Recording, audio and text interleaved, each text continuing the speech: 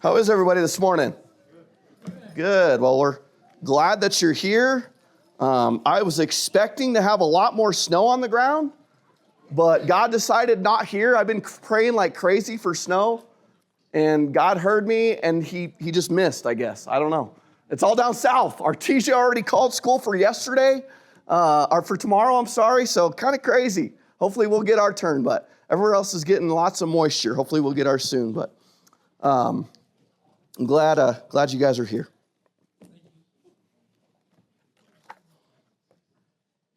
So I'll be honest with you this morning. Early in the week, I was really wrestling with what God wanted me to preach about on the message today. After going through John, I was like, oh man, I don't really know where to go, what we want to look at. And I had an idea of what I thought I wanted to talk about. And then I met with Rick on Tuesday, as we usually do. And he said, hey, I really think that we need to make mention of something about Job. That's what we're reading right now in the Bible in a year. And I was like, yeah, that's great. Let's do it. I think it'd be good to mention it. Well, I had no intention on making it the full message, at least. And then God got my attention. And it came through my mom. For those of you that don't know, my mom, Cindy, was admitted to the hospital with a severe, in fact, I'd say an extremely dangerous allergic reaction to some medication that she was on. And what were the side effects of that reaction? The most horrible, and if you guys have seen pictures, I wanted to, but then I was like, no, there's no way we can put pictures up there. It's the most horrible, most painful, horrendous rash I have ever seen. If you've ever seen pictures of measles, it looks very, very similar, maybe worse. It's almost purple.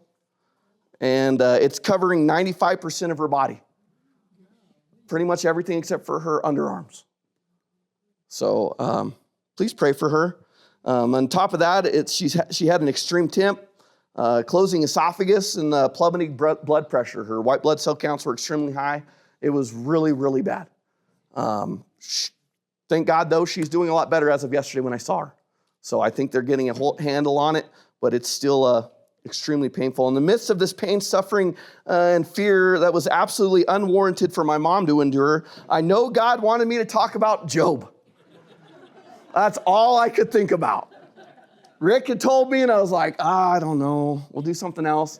And then this happens to Mom. I'm like, fine. I'm seeing her just scratching this infection. It ended up she can't sleep. It caused her to find relief in literally itching herself until blood.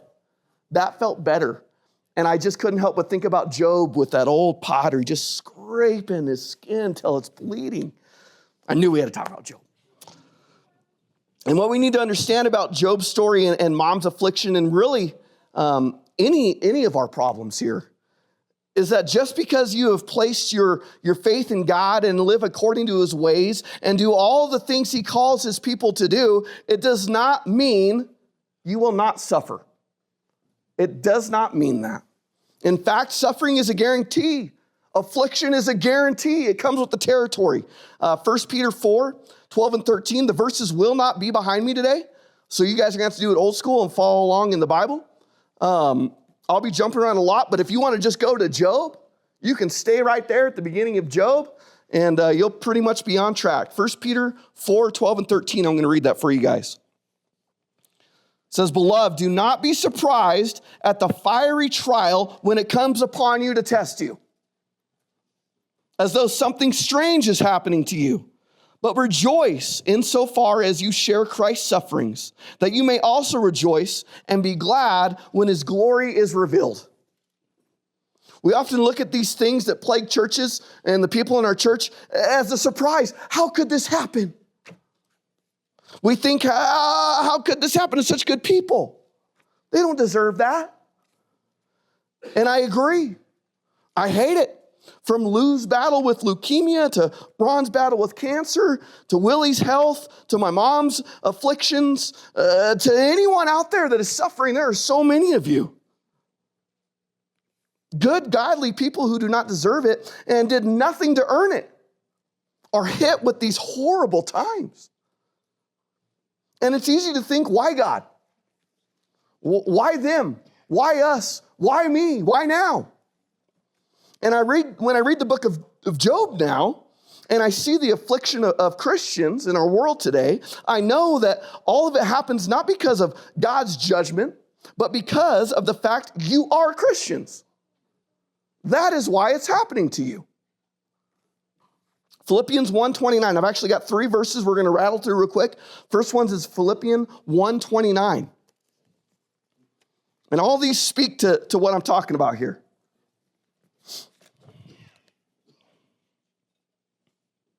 For it has been granted to you that for the sake of Christ, you should not only believe in him, but also suffer for his sake.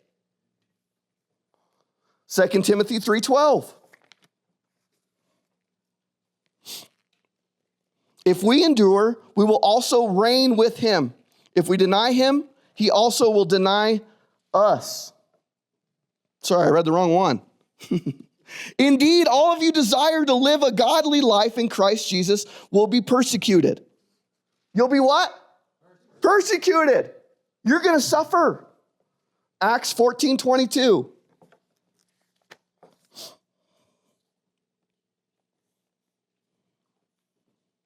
Strengthening the souls of the disciples, encouraging them to continue in the faith, and saying that through many tribulations, we must enter the kingdom. The truth is, when you choose Christ, you will suffer. It'll happen. You faced it. Maybe you're facing it now. If you're not, it'll come. Not because he is casting his judgment upon your iniquities. Christ paid that price on the cross for you already. The price has been paid already. There is no more judgment or punishment for you if you are his. It's so easy to look at suffering Christians and see it as punishment. Oh, what did they do to deserve this? Well, what did you do wrong? Job's buddies came asking him that. You messed up somehow. But the truth is, it's just an opportunity for God to be glorified. And we cannot wrap our human minds around that fact. We just don't get it. Our human minds just cannot comprehend how our suffering can possibly benefit us or our families or our church or glorify God. But I tell you, it does. Romans 8:28 says that. It verifies that to us.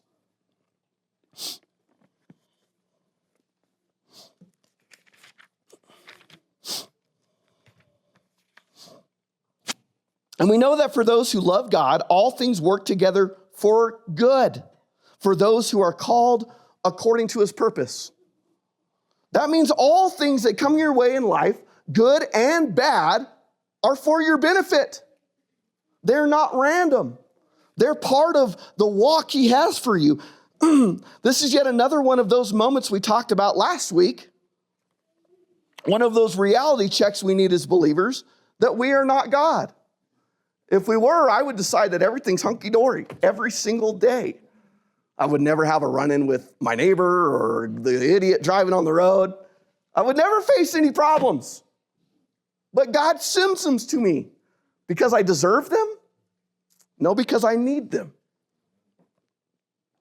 We are not in charge. We do not know his plan or his ways, but we are guaranteed they are the best ways, both for us and for his glory more than anything. And yes, that means sometimes, maybe even many times in the life of a believer, we will suffer. And that's the reality of life on earth us Christians need to face. And the story of Job is an incredible reminder of that. I've read this story so many times, I can't even tell you how many times. It's used in so many sermons and lessons over and over again, but every time it is impactful because it is so true to what we go through in life. All right, we're going to start in Job 1:1. You should already be there, I hope. I know I jumped around a lot, but now we're going to get into the meat and potatoes. Job 1:1. Let's meet Job. It says, there was a man in the land of Uz whose name was Job, and that man was blameless and upright, one who feared God and turned away from evil. So right out of the gate, we know this story is a lesson for what type of person? Us. for Christians. This is the story about the suffering of Christians, of you, of God's people. This isn't a story about the suffering and judgment on unrighteous or evil people. That's not what this story is about. While their day and payback, it is coming. It will come. This story isn't about that. This is the story of the suffering of a man who did not deserve it. A good, godly man, and that was Job. And that is so many of us that suffer, but yet we do. And this story tells us why. It's hard to understand why we would go through all this, why a good, godly, believing man or woman would have to face such problems. And we learn why in Job. We're going to skip to verse 6. Right before that, it tells us about all the stuff he had. Job was doing good, man. He is the wisest, the strongest man in the East. Life has been great. God has blessed him because he's walked in his ways. And that's where we find verse 6. And this part always amazes me. Now there was a day when the sons of God came to present themselves before the Lord, and Satan also came among them. The Lord said to Satan, "From where have you come?" Do you think God already knew? Yeah. Satan answered the Lord and said, "From going to and fro on the earth and from walking up and down on it." And the Lord said to Satan, "Have you considered my servant Job, that there is none like him on the earth, a blameless and upright man who fears God and turns away from evil?" Then Satan answered the Lord and said, "Does Job fear God for no reason? Have you not put a hedge around him and his house and all that he has on every side? You have blessed the work of his hands, and his possessions have increased in the land. But stretch out your hand and touch all that he has, and he will curse you to your face." And the Lord said to Satan, "Behold, all that he has is in your hand.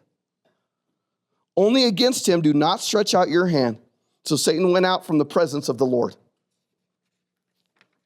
Now, this is amazing yet terrifying to me at the same time, that God would even entertain this with Satan. But Satan isn't baiting God, as some might think. We look at this story that way sometimes. God isn't some gambling addict putting his money on his best racing horse, Job. That's not what God is doing here. He's not hoping that Job may succeed. God knows he will win. God does not and cannot lose, so when he brags on Job, he knows full well Satan will lose this bet. He already knows it. It's no surprise it will happen. Satan didn't trick God or upset God and get him to allow him to hurt his best guy. Before they even started, God had won. So church, we need to realize that when Satan throws things at us, God is not betting on you to win. He was bragging on you. That is awesome for me to think about. When I get things thrown at me, the gauntlet, and I didn't deserve it. God, I've been walking your ways. I'm not perfect, but I've been trying to walk in your ways, and he just hits me with these horrible things. He was bragging on me.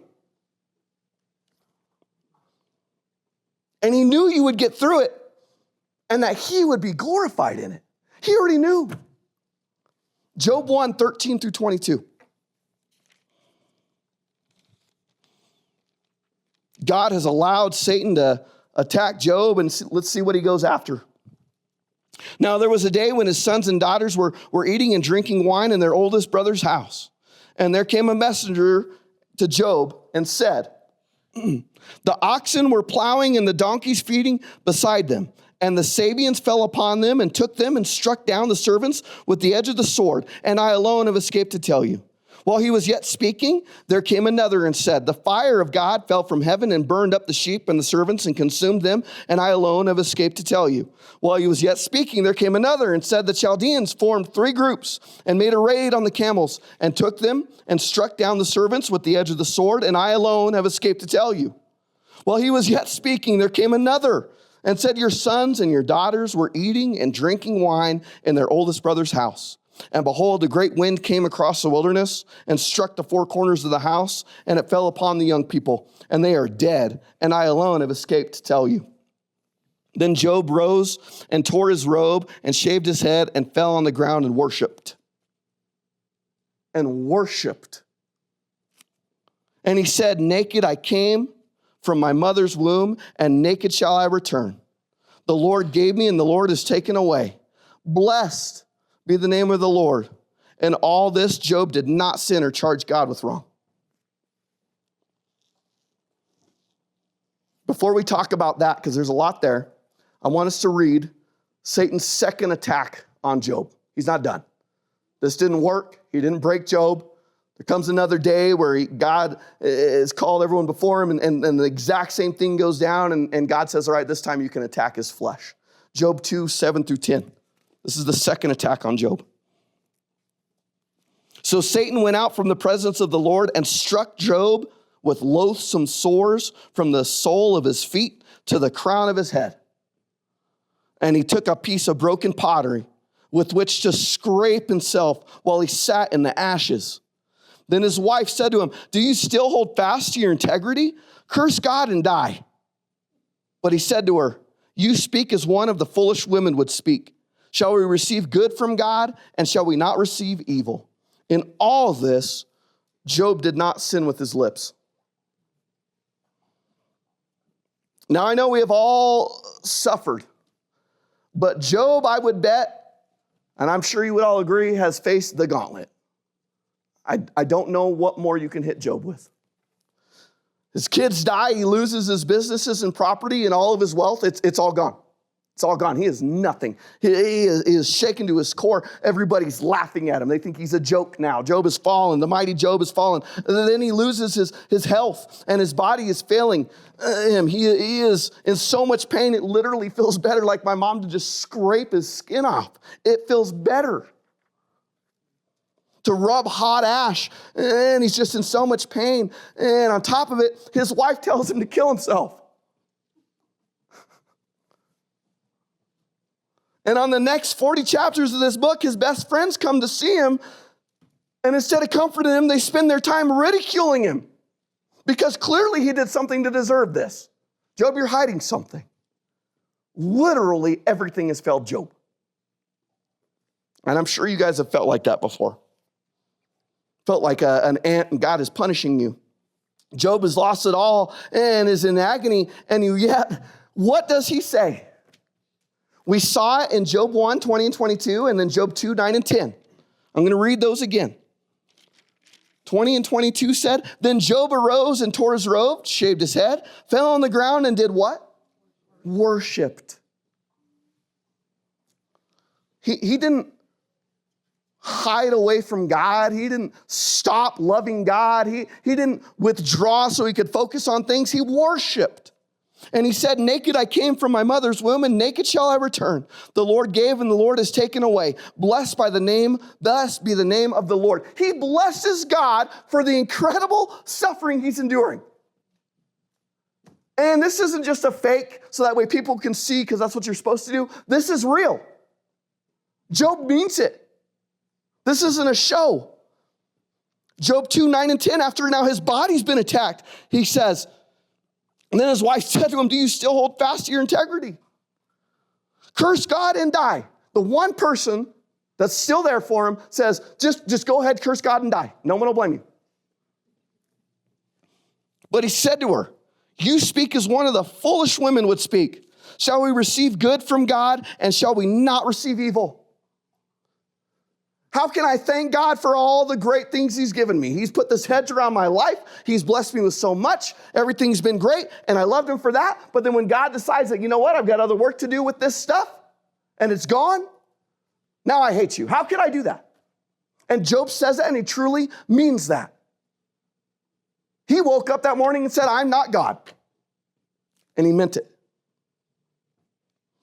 In all this, Job did not curse, blame, or question God. Guys, the big question when we face things in life isn't if we will face them. We know that. The Bible is clear on that. You will. Your life is clear on that. You will. It's a guarantee we will go through it. The question isn't, will we succeed? If we are Christ, the victory has already been won. We know we will succeed. God knew when he entered into this discussion with Satan that he would win. John 16:33. Sorry.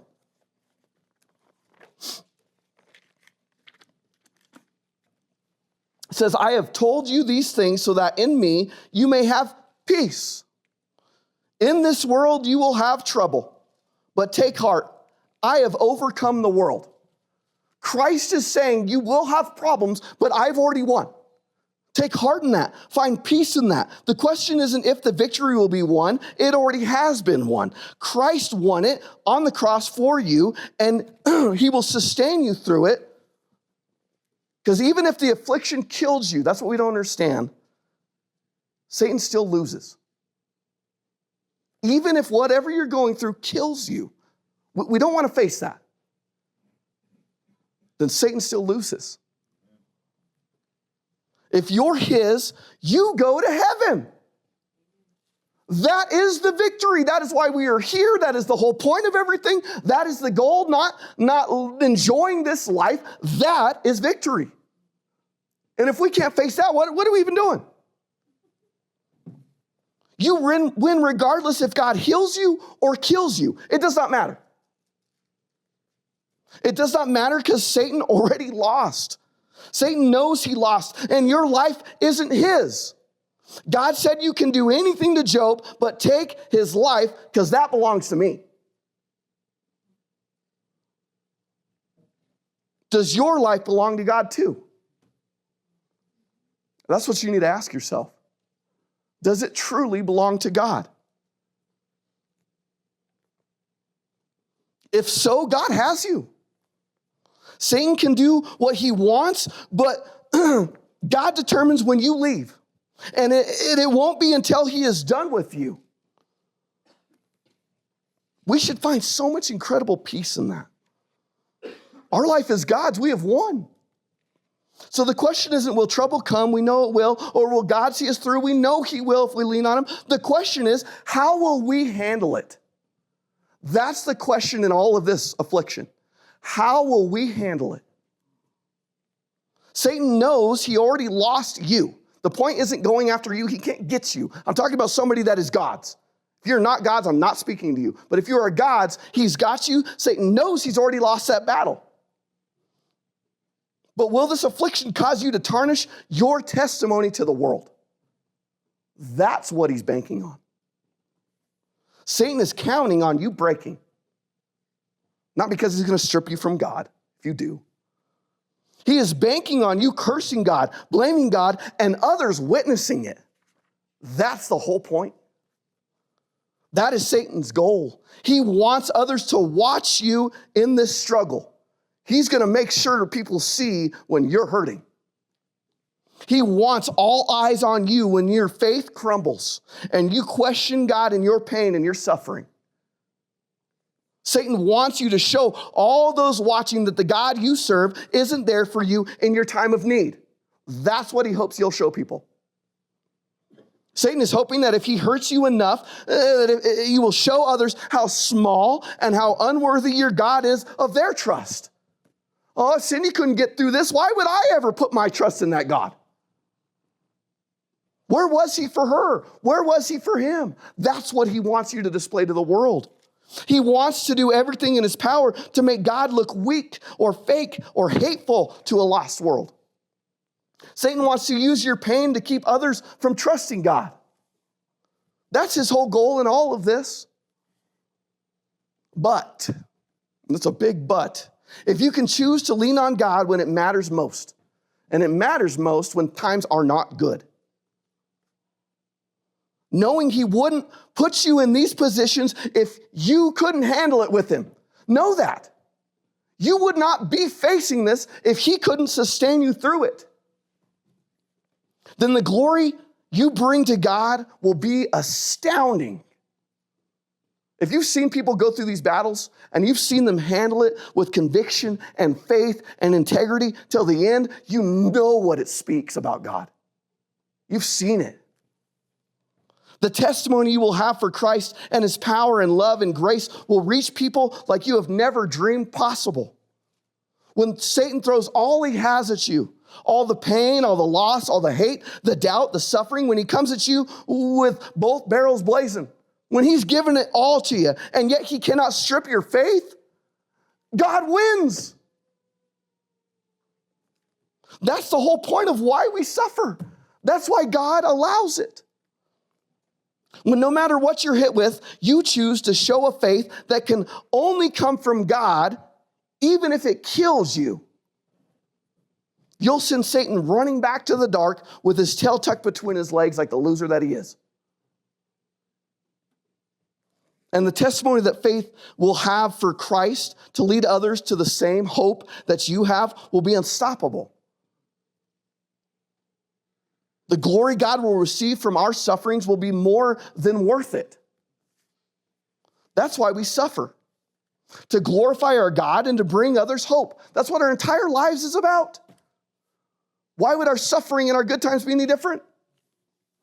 The fact that we suffer for him should be comfort in itself, because that means that we are useful to him.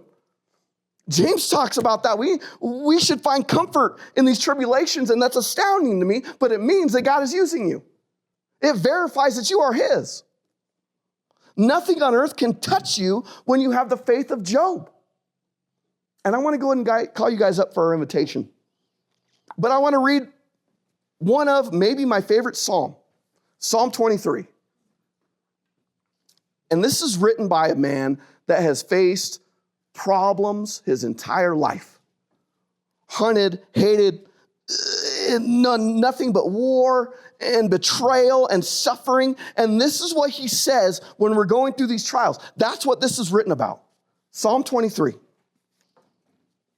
And this is where our head needs to be when we are in that darkness. This is a psalm of David. The Lord is my shepherd, I shall not want. He makes me lie down in green pastures. He leads me beside still waters. He restores my soul. He leads me in paths of righteousness for his name's sake. Here we go. Even though I walk through the valley of the shadow of death, I will fear no evil. For you are with me. Your rod and your staff, they comfort me. You prepare a table for me in the presence of my enemies. You anoint my head with oil. My cup overflows. Surely goodness and mercy shall follow me all the days of my life, and I shall dwell in the house of the Lord forever. Guys, if you have God, that is the guarantee you have. When these troubles come, when those dark days come, maybe they're here now. If you have God, goodness and faithfulness will follow you forever, even in the bad times. If you don't know that assurance, if you're like, man, I face all this stuff of life, Tim, and I don't know what you're talking about. Life just sucks. Then let's talk about that. This is your time. Guys, the assurance you can receive from Christ when you accept him as your Savior is like nothing you've ever experienced. I'm not telling you that the problems will go away. They might get worse. That's the reality we are in. But you will win.